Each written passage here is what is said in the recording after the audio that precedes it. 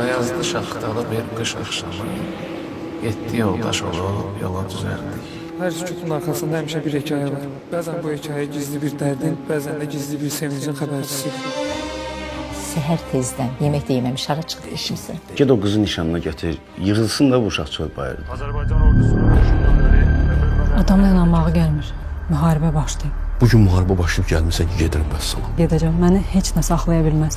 Qardaşlar, gəlmişik kişili insanlar evinə. Osman niyə çağırmıyorlar? Bəlkə sənin yerə mən gedim hə? Abdullayev, Teymur, Həsənov. Eşidirəm. Mən bugün göndərə bilərsiniz. Nə olub? Hara qoymusan biletimi? Nə bileti? Mənim yerimə gəlib davaya. Səhərdən Bakıda hərbi hissə qalmayıb, gəzməmişlər. Tapşırıq gəlib.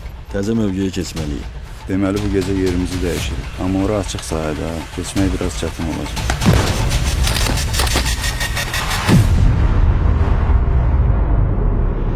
Böyük yolun başlanğıcı. Gedib orada zabit kimi döyüş idarə eləyə bilməz.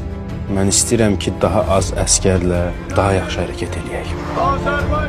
Mütləq görüşəcəyik. Sağ-salamat müharibə qutarsın, elə toyumuzu bir günə salaq, deyirəm.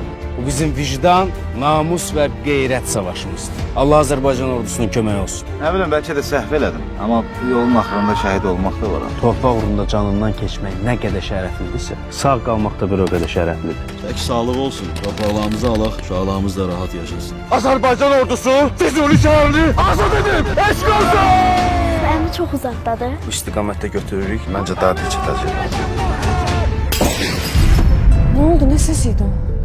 Sən yarımın qasidisən, əyləş sənə çay düşər. Bəs qələbə, qələbəni görməyək. İnşallah görərsən bu dəfə. Vətən bağı al əlvandır, yox üstündə.